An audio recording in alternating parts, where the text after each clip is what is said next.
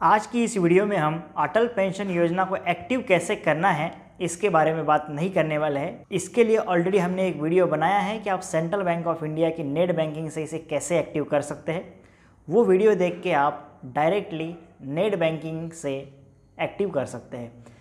तो बात रही आज की वीडियो की, आज का वीडियो हम अटल पेंशन योजना के बारे में पूरा डिटेल देखने वाले हैं। क्यों ये स्कीम लॉन्च की गई है, इसके बेनिफिट्स क्या है जो इसको एक्टिव करता है या इसको यूज़ करता है, कौन कौन इसके लिए एलिजिबल है, सब कुछ आज के वीडियो में हम बात करेंगे। आपके स्क्रीन पे अभी कुछ पॉइंट्स दिखेंगे, उन पॉइंट के बारे में हम बात करेंगे आज के पूरे वीडियो में।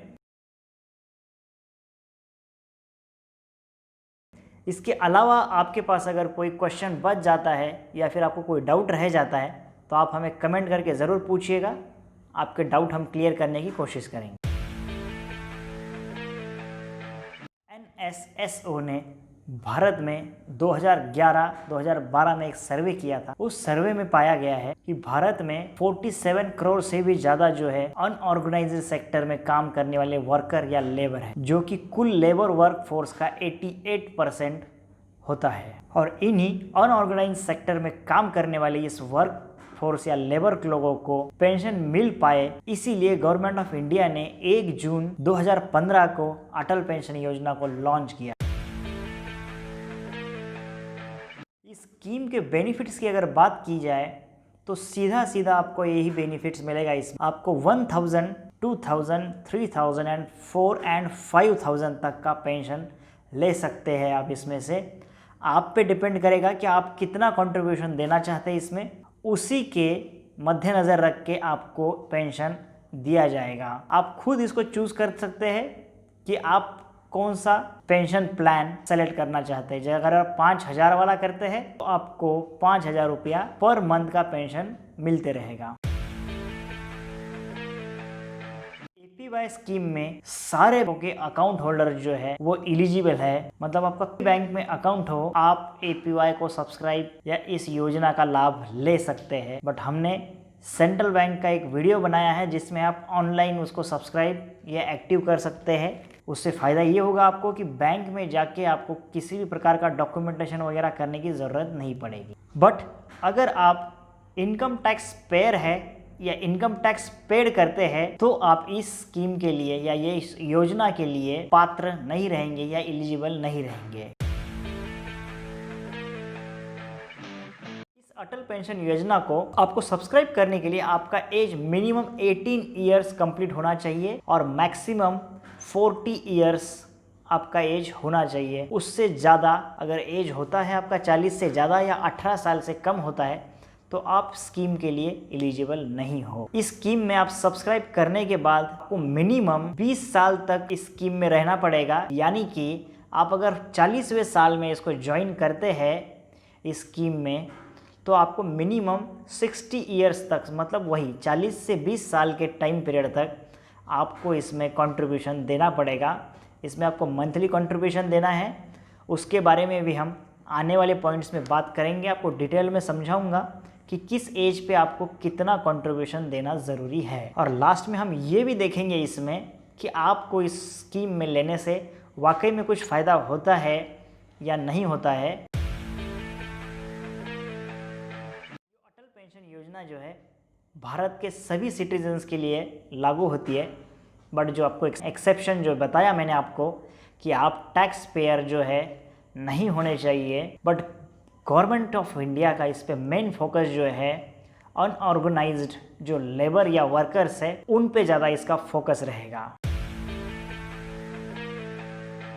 जैसे ही आप इसको सब्सक्राइब करते हैं या फिर अटल पेंशन योजना को एक्टिव करते हैं तो आपको हर महीने कंट्रीब्यूशन देना पड़ता है।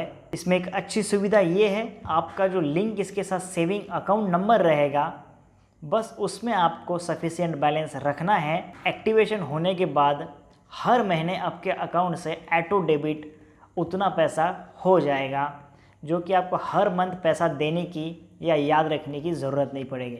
बस आपके अकाउंट में जितने का कंट्रीब्यूशन है उससे सफिशिएंट ज़्यादा पैसा रख लीजिएगा, आपने आपका पैसा जो है डेबिट होके आपके अटल पेंशन योजना या प्राण अकाउंट जो होता है उसमें चला जाएगा। जैसे कि हमने पहले बात किया है, इस स्कीम में आपको मंथली 1000 से 5000 तक का पेंशन का ऑप्शंस मिलते हैं। मान लीजिएगा आपने अभी 1000 रुपीज़ पर मंथ पेंशन का प्लान लिया है या फिर 2000 रुपये वाला प्लान लिया है, किसी कारण से आप इसको इंक्रीज़ या डिक्रीज़ करना चाहते हैं, तो इसके लिए भी इसको स्विच करने का ऑप्शन आपके पास है। वो आप सिर्फ साल में एक बार कर सकते हैं, हर साल में एक ही बार होगा, वो आपका अप्रैल मंथ में किया जा सकता है। तो आप शुरुआत में मान लीजिए कम का प्लान लिए होंगे और आपको बेनिफिट्स अच्छे से पता चलने के बाद अगर आप चाहते हैं कि इसको और इंक्रीज़ किया जाए, तो उसका भी ऑप्शन आपके लिए अवेलेबल है।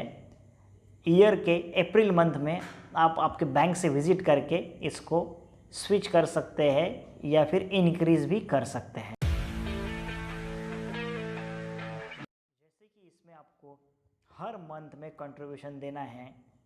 आपके मन में एक सवाल तो ज़रूर आया होगा कि मान लीजिए किसी महीने में आपके अकाउंट में पर्याप्त बैलेंस अगर नहीं होगा और उस महीने का आपका जो है APY का कंट्रीब्यूशन अगर नहीं कटता है, तो इसमें कुछ पेनल्टी लगती है कि नहीं। हाँ, इसमें पेनल्टी भी लगती है, बट बहुत ही माइनर सी पेनल्टी है। अमाउंट वाइज आपका 1 रुपये से 10 रुपये तक का इसमें पेनल्टी लग सकता है। आपको मैं यहाँ पे चार्ट भी, उसका पेनल्टी का चार्ट दिखा दूंगा कि कितने अमाउंट में आपको कितना पेनल्टी लग सकता है। अगर आपका मंथली कंट्रीब्यूशन 100 रुपीज़ तक है, तो आपको वो अगर आप मिस करते हैं मंथ में, तो 1 रुपये का पेनल्टी। 101 से 500 तक है तो 2 रुपये पेनल्टी। 501 से 1000 रुपीज़ तक पर मंथ आपका कंट्रीब्यूशन है तो 5 रुपया, और 1000 से ऊपर आपका अगर मंथली कंट्रीब्यूशन होगा तो आपको 10 रुपया इसमें पेनल्टी लगेगा। अभी तो हमने बात किया कि एक आधा महीना अगर हम डिले करते हैं या क्या करते हैं, इसका पेनल्टी कैसे लगता है। बट मान लीजिए 1, 2, 3, 4 महीने तक अगर आप इसको डिसकंटिन्यू करते हैं, तो उस कंडीशन में इस अकाउंट के साथ क्या होगा। तो 2 चीज़ें आपको क्लियर रखनी है। अगर आपका अकाउंट 6 महीने तक पेमेंट नहीं आता है तो आपका अकाउंट फ्रोज़न हो जाएगा, फ्रीज़ हो जाएगा। बट अगर आप उसको कंटिन्यू चलाते हुए 12 मंथ्स तक आपका अकाउंट में कोई भी क्रेडिट नहीं होता या फिर आपको इसको कंटिन्यू नहीं चलाते हैं, तो उस कंडीशन में आपका अकाउंट क्लोज़ हो जाएगा। अटल पेंशन योजना वाला सेविंग अकाउंट की बात नहीं कर रहे हम। ये भी हर मंथ आप एक फिक्स्ड अमाउंट जो है इसमें कंट्रीब्यूट करते हैं, मतलब इसमें आपका एक कंट्रीब्यूशन जाता है। आपके मन में सवाल आना लाजमी है कि ये जो पैसा जाता है उसका यूज़ क्या होता है या फिर इसका यूज़ कैसे किया जाता है। इसके बारे में अगर कहा जाए तो PFRDA कोई पेंशन फंड को अपॉइंट करती है और वो पेंशन फंड्स इस आपकी कंट्रीब्यूशन को या अमाउंट को मैनेज करने का काम करते हैं। इस अटल पेंशन योजना स्कीम में जो आप सब्सक्राइबर हो या फिर आप जो कस्टमर हो, उनके पास कोई भी अधिकार नहीं है कि इस पैसे का इन्वेस्टमेंट पैटर्न सेलेक्ट करे या पेंशन फंड को सेलेक्ट करे। ये सारी चीज़ें जो है PFRDA ने जिन पेंशन फंड्स को अपॉइंट किया है उनके द्वारा ही मैनेज किया जाता है।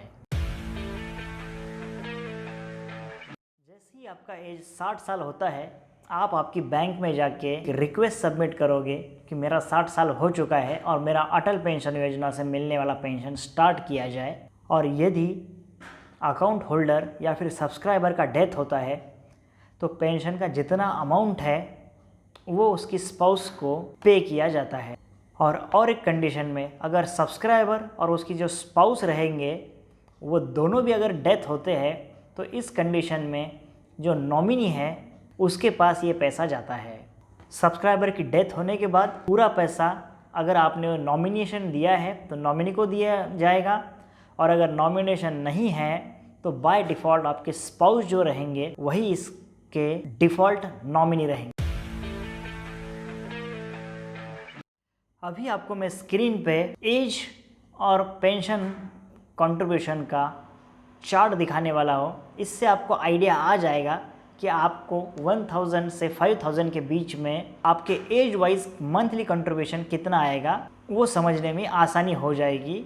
या आपको क्लियरली पता चल जाएगा कि अपना पेंशन के लिए कितना कंट्रीब्यूशन आएगा। अभी हम बात करते हैं फाइनल कंक्लूजन की कि आपको ये अटल पेंशन योजना करनी चाहिए या नहीं करनी चाहिए, क्या करने से इसमें रियली बेनिफिट मिलेगा या उतना बेनिफिट नहीं है। चलिए आपको मैं प्रैक्टिकली इसको समझाता हूँ कि कैसा इसमें आपको बेनिफिट हो सकता है या नहीं हो सकता है। आपको कुछ मैं कैलकुलेशंस दिखा दूंगा जिससे कि आपको एक क्लियरिटी आ जाएगी कि या फिर आप खुद भी कंक्लूड कर पाओगे कि आपको इसमें कुछ बेनिफिट है या नहीं। अभी हम कुछ कैलकुलेशन के माध्यम से जानते हैं कि आपका इसमें कितना फ़ायदा है या नहीं है। तो चलिए दोस्तों, ये चार्ट के हिसाब से अगर हम देखते हैं, शुरुआत में मान के चलते हैं आपका एज 18 ईयर्स है, 18 साल, और आपको चाहिए 5000 पर मंथ वाला पेंशन स्कीम। तो जैसे कि आप यहाँ पे समझ सकते हैं, मंथली आपका कंट्रीब्यूशन आएगा 210 रुपये, 210 रुपीज़। अगर इसको हम इतना भरना है हमें हर मंथ के लिए, इसका मतलब ये है जैसे कि आप 60 साल तक इसको भरेंगे तो 18 से 60 होता है 42 ईयर्स, मतलब आज से आप 42 ईयर्स तक आपका कंट्रीब्यूशन देते रहेंगे। तो चलिए अभी कुछ कैलकुलेशन दिखाता हूँ मैं आपको। मंथली 210 इंटू 12 अगर करोगे तो ईयरली आप भर रहे हो 2520 रुपीज़, मतलब 2520 रुपया। ये हो गया एक ईयर का। आप भर रहे हैं टोटल 42 ईयर्स। उसको अगर आप 42 से इंटू करते हैं या मल्टीप्लाई करते हैं तो आप टोटल मिला के कंट्रीब्यूशन के नाम में दे रहे हैं 1,05,840, 1,05,840। मतलब कुल मिला के आपको अगर 5,000 रुपये का पेंशन इनकम चाहिए तो आपका टोटल 42 ईयर्स में इतना खर्च हो रहा है। अभी देखते हैं कि जब आप 60 साल के होंगे या 60 साल आपका कंप्लीट हो जाएगा तो आपको पेंशन मिलने में कितना फ़ायदा है या नहीं है। तो चलिए, जैसे कि हमने अभी मान लिया था 5000 पर मंथ वाला आपने पेंशन लिया था, मंथली आपका हो जाएगा 5000, पहले ही ईयर में आपका 60,000 हो जाएगा और 2 ईयर में आपका 1,20,000 रुपया का पेंशन आपको मिल चुका रहेगा।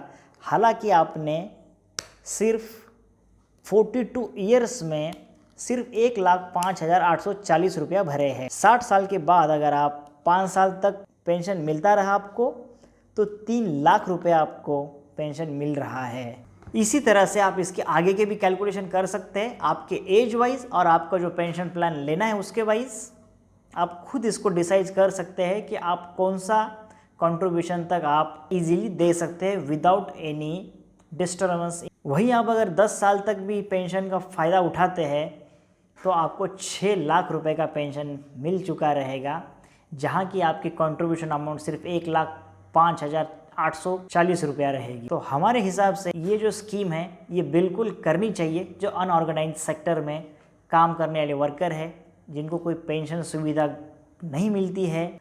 बस ध्यान रखिए कि आप टैक्स पेयर नहीं होने चाहिए। तो यही था दोस्तों आज की वीडियो में। आज का वीडियो आपको कैसे लगा है ये आप हमें कमेंट करके ज़रूर बताइए। वीडियो पसंद आया वीडियो को लाइक करना है। ऐसे ही नए वीडियो पाने के लिए अपने चैनल को सब्सक्राइब कर लेना है और साथ ही में आप इस वीडियो को शेयर करके ये इम्पोर्टेंट जानकारी सभी लोगों तक पहुंचा भी सकते हैं। चलिए दोस्तों, मिलते हैं नेक्स्ट वीडियो में, तब तक के लिए बाय बाय।